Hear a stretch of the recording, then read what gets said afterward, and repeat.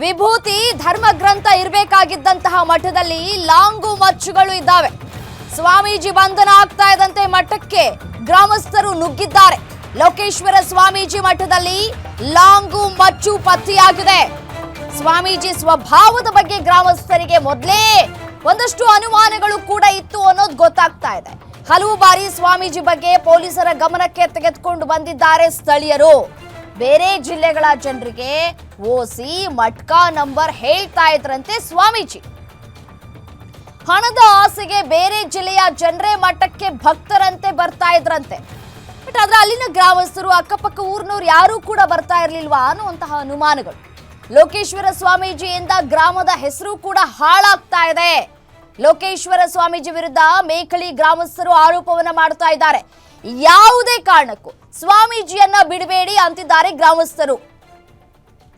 ಆತನ ಹಿನ್ನೆಲೆ, ಆತ ಯಾರು, ಆತ ಹೇಗೆ ಸ್ವಾಮೀಜಿಯಾಗಿ ಬದಲಾದ, ಇದೇನೂ ಕೂಡ ಗೊತ್ತಿಲ್ಲ ಅಂತ ಕಾಣಿಸುತ್ತೆ ಗ್ರಾಮಸ್ಥರಿಗೆ. ಎಲ್ಲಿಂದಲೋ ಬಂದ, ಜಾಗ ಖರೀದಿ ಮಾಡ್ದ, ಅಲ್ಲೊಂದು ಮನೆ ನಿರ್ಮಾಣ ಮಾಡ್ಕೊಂಡ, ಅದಾದ್ಮೇಲೆ ಅದನ್ನ ಮಠವಾಗಿ ಪರಿವರ್ತನೆ ಮಾಡ್ಕೊಂಡ ಅಂತ ಕಾಣಿಸ್ತಾ ಇದೆ. ಬೇರೆ ಬೇರೆ ಭಾಗಗಳಿಂದ ಭಕ್ತರು ಬರ್ತಾ ಇದ್ರು ಅನ್ನೋದು ಗೊತ್ತಾಗ್ತಾ ಇದೆ. ಯಾವಾಗ ಈ ಅತ್ಯಾಚಾರ ಪ್ರಕರಣ ಬೆಳಕಿಗೆ ಬಂತೋ ಆಗ ಸಿಟ್ಟಿಗೆದ್ದಂತಹ ಗ್ರಾಮಸ್ಥರು ಮಠದ ಒಳಗಡೆ ನುಗ್ಗಿದ್ದಾರೆ.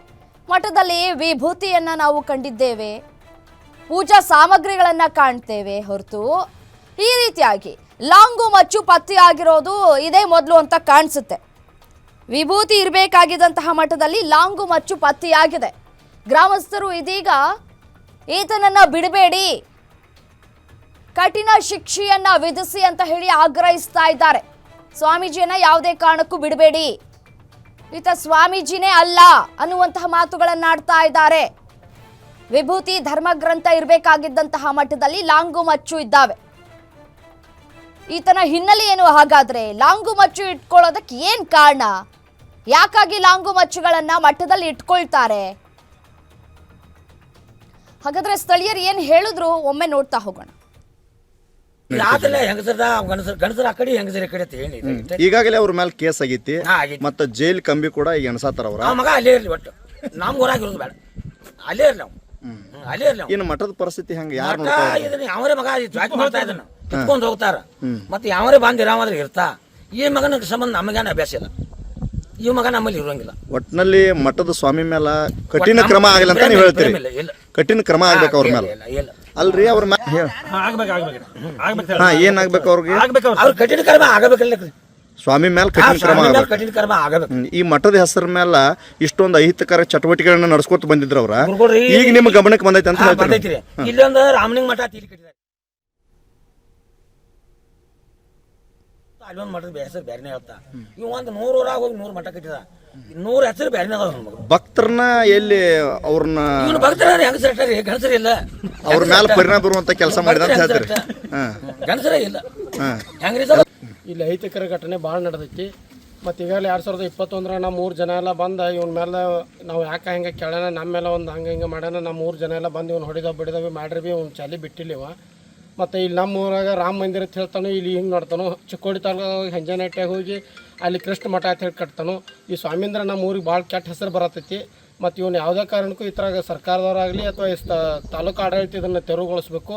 ಮತ್ತು ಈ ಸ್ವಾಮಿನ ಇಲ್ಲಿ ಹೊಳೆ ಬರಬಾರ್ದಂಗೆ ಮಾಡಬೇಕು. ಇರ್ದಿಲ್ಲ ಅಂದ್ರೆ ನಾವು ಇದ್ರ ಬದಲಿ ಉಗ್ರವಾದ ಹೋರಾಟ ಮಾಡೋಕ್ಕೆ ತಯಾರಿದೆವು ಗ್ರಾಮಸ್ಥರೆಲ್ಲರೂ. ಇಲ್ಲಿ ಸ್ಥಳೀಯರು ಏನು ಭಕ್ತರು ಬರ್ತಾರೋ, ಬೇರೆ ಸ್ಥಳೀಯರು ಯಾರೂ ಬರಂಗಿಲ್ಲ. ಮತ್ತಷ್ಟು ಡೀಟೇಲ್ಸ್ ಕೊಡ್ತಾ ಹೋಗ್ತಾರೆ ನನ್ನ ಕಲೀಗ ರಾಜೇಶ್ ಫೋನು ಸಂಪರ್ಕದಲ್ಲಿದ್ದಾರೆ. ಎಸೇನು ರಾಜೇಶ್, ಲೋಕೇಶ್ವರ ಸ್ವಾಮೀಜಿ ಕತೆ ಏನು? ಎಷ್ಟು ವರ್ಷದಿಂದ ರಾಮ ಮಂದಿರದ ಮಠದಲ್ಲಿ ಇದ್ರು ಗ್ರಾಮಸ್ಥರಿಗೆ ಈತ ಯಾರು ಏನು, ಈತ ಇಂಥ ಸ್ವಾಮೀಜಿ ಅಂತ ಏನು ಗೊತ್ತಿರ್ಲಿಲ್ವಾ ಅಂತ?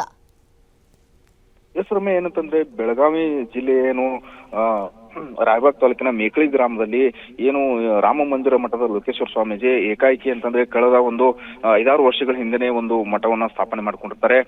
ಏನು ಆ ಸಂದರ್ಭದಲ್ಲಿ ಒಂದು ಏನು ಜಾಗವನ್ನು ಖರೀದಿ ಮಾಡಿ ಅಲ್ಲಿ ಮಠವನ್ನು ಸ್ಥಾಪನೆ ಮಾಡಿಕೊಂಡು ಸುತ್ತಮುತ್ತಲಿನ ಏನು ಹಲವಾರು ಏನು ಗ್ರಾಮಗಳಲ್ಲಿ ಸಾಕಷ್ಟು ಪ್ರಸಿದ್ಧಿಯನ್ನು ಹೊಂದಿರ್ತಾರೆ ಸ್ವಾಮೀಜಿಗಳು. ಹಲವಾರು ರೀತಿಯಲ್ಲಿ ಏನು ಭಕ್ತರನ್ನ ಹೊಂದಿರ್ತಾರೆ. ಆರೋಗ್ಯ ಸಮಸ್ಯೆ ಆಗಲಿ ಏನಾಗ್ಲಿ ಯಾವುದೇ ರೀತಿ ತೊಂದರೆ ಇದ್ರೂ ಕೂಡ ಅದನ್ನ ಪರಿಹರಿಸುವ ನಿಟ್ಟಿನಲ್ಲಿ ಏನೋ ಒಂದು ಭಕ್ತರ ಸಮೂಹವನ್ನ ಕಟ್ಕೊಂಡಿರ್ತಾರೆ. ಈ ನಿಟ್ಟಿನಲ್ಲಿ ಯುವತಿಯ ಪೋಷಕರು ಕೂಡ ಆ ಮಠಕ್ಕೆ ಭಕ್ತರಾಗಿರ್ತಾರೆ. ಈ ಹಿನ್ನೆಲೆಯಲ್ಲಿ ಹೀಗಾಗಿ ಮೇಕಳಿ ಗ್ರಾಮಕ್ಕೆ ಯುವತಿ ಏನು ಅಂತಂದ್ರೆ ಸಂತ್ರಸ್ತ ಯುವತಿ ಬಂದಂತ ಸಂದರ್ಭದಲ್ಲಿ ಆಕೆಯನ್ನ ಊರಿಗೆ ಡ್ರಾಪ್ ಮಾಡುವ ನೆಪದಲ್ಲಿ ಕಾರಿನಲ್ಲಿ ಹತ್ತಿಸ್ಕೊಂಡು ರಾಯಚೂರು, ಬಾಗಲಕೋಟೆ ಹೀಗೆ ಲಾಡ್ಜ್ಗಳಲ್ಲಿ ಅಲ್ಲಿಗೆ ಹೋಗಿ ಅವರು ಆಕೆಯ ಮೇಲೆ ಅತ್ಯಾಚಾರವನ್ನ ಎಸಗಿರ್ತಾರೆ. ನಂತರ ಈ ವಿಷಯವನ್ನ ಯಾರಾದ್ರೂ ಹೇಳಿದ್ರೆ ನಿನ್ನನ್ನು ಏನು ಕೊಲೆ ಮಾಡುವ ಬೆದರಿಕೆಯನ್ನು ಕೂಡ ಒಡ್ಡಿರ್ತಾರೆ. ನಂತರ ಆಕಿ ಸಾಕಷ್ಟು ಮನನೊಂದು ಏನು ಪೋಷಕರು ಈ ವಿಷಯನ ಹೇಳಿದಾಗ ನಂತರ ಏನು ಬೆಳಗಾಂ ಜಿಲ್ಲೆಯ ಗೋಕಾಕ್ ತಾಲೂಕಿನ ಮೂಡಲಗಿಯಲ್ಲಿ ಬಂದು FIR ಅನ್ನ ಮಾಡ್ತಾರೆ. FIR ಮಾಡಿದ ತಕ್ಷಣನೇ ಈಗ ಸ್ವಾಮೀಜಿಯನ್ನ ವಶಕ್ಕೆ ಪಡೆದಕ್ಕಂತಕ್ಕಂಥದ್ದು ಆತನ ವಿರುದ್ಧ ಈಗಾಗಲೇ ಕೇಸ್ ದಾಖಲು ಮಾಡಿ ಹಿಂಡಲ್ಗ ಜೈಲಿಗೆ ಕಳಿಸಿದ್ದಾರೆ.